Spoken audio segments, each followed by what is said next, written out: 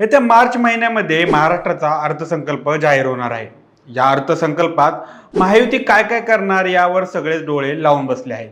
लाडक्या बहिणी, शेतकरी, लाडके भाऊ अशा सगळ्यांच्या डोळ्यात आशा दिसत आहे की या अर्थसंकल्पात सरकारनं दिलेलं वचन पाळणार का? शेतकऱ्यांचं कर्जमाफ होणार का? लाडक्या बहिणींचे पैसे वाढणार का?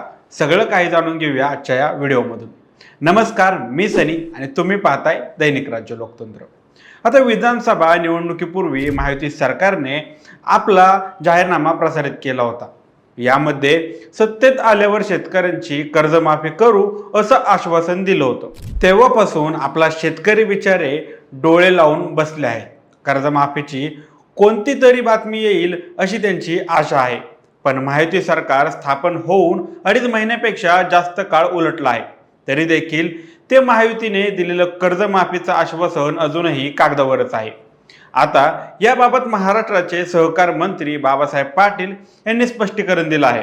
शेतकरी कर्जमाफीबाबत मुख्यमंत्री बोलले होते, याविषयी थोडेफार मागे पुढे होईल, पण कर्जमाफी करण्याबाबत सरकारची कमिटमेंट आहे, बांधिलकी आहे असं ते म्हणाले आहेत। यामुळे याचा अर्थ असाच होतो की सध्या तरी शेतकऱ्यांच्या कर्जमाफीचा सरकार विचार करत नाहीये।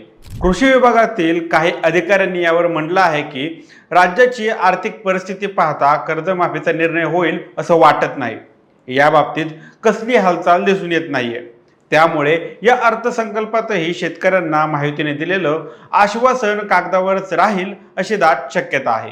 आता महायुतीने कर्जमाफी बरोबरच PM किसान सन्मान निधी आणि नमो शेतकरी सन्मान निधी यामध्ये वाढ करून तो 12,000हून 15,000 केला जाईल असं देखील आश्वासन दिलं होतं। आता या सरकारला 2.5 महिन्यापेक्षा जास्त काळ झाला तरी देखील यावरही अद्याप कोणताही निर्णय घेण्यात आलेला नाही।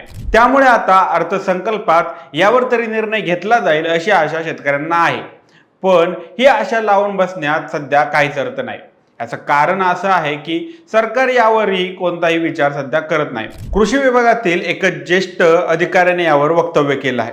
सन्मान निधीत वाढ करण्याबाबत सध्या तरी काहीच हालचाल सुरू नाहीये किंवा तसं मतही सरकारकडून कृषी विभागाला विचारण्यात आलेलं नाही। आता हा कर्जमाफीचा निर्णय का रखडला आहे असा मुद्दा देखील येतो। निवडणुकीपूर्वी महाराष्ट्रात लाडक्या बहिणी योजनेचा जन्म झाला, त्यामुळे महायुतीला मोठा फायदा देखील झाला। पण या लाडक्या बहिणी योजनेनंच शेतकऱ्यांचा गळा घोटण्याचं काम केलं आहे। स्वतः महाराष्ट्राचे कृषी मंत्री माणिकराव कोकाटे यांनी देखील याबाबत वक्तव्य केलं होतं।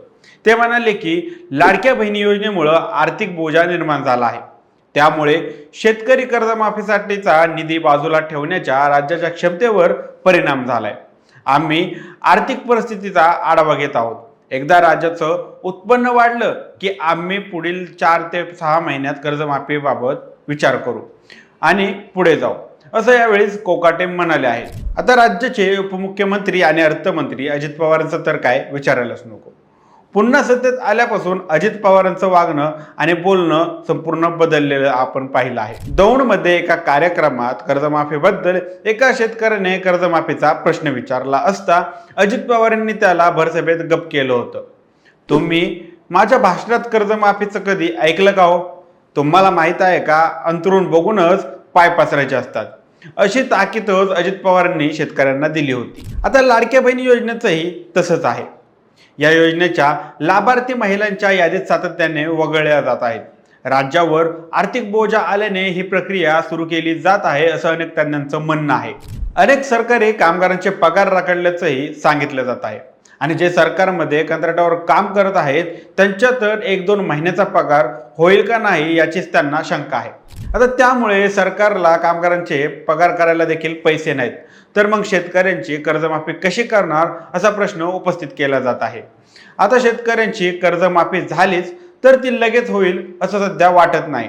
ही कर्जमाफी आणि लाडक्या बहिणीला पैसे वाढवून देण्यासाठी सरकार बरेच दिवस लावेल। अगदी महाराष्ट्राच्या पुढच्या विधानसभा निवडणुकीच्या काही दिवसांपूर्वी हे निर्णय घेतले जातील असं अनेक तज्ञांचं म्हणणं आहे। आता येत्या मार्च महिन्यात शेतकऱ्यांसाठी महाराष्ट्र सरकार घोषणा करेल अशी शक्यता फार कमी आहे।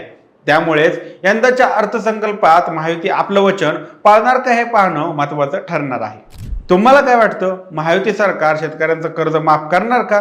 तुमची मते आणि प्रतिक्रिया आम्हाला कमेंट करून नक्की कळवा आणि जर दैनिक राज्य लोकतंत्र चॅनलवर नवीन असाल तर चॅनलला नक्की सबस्क्राईब करा. धन्यवाद.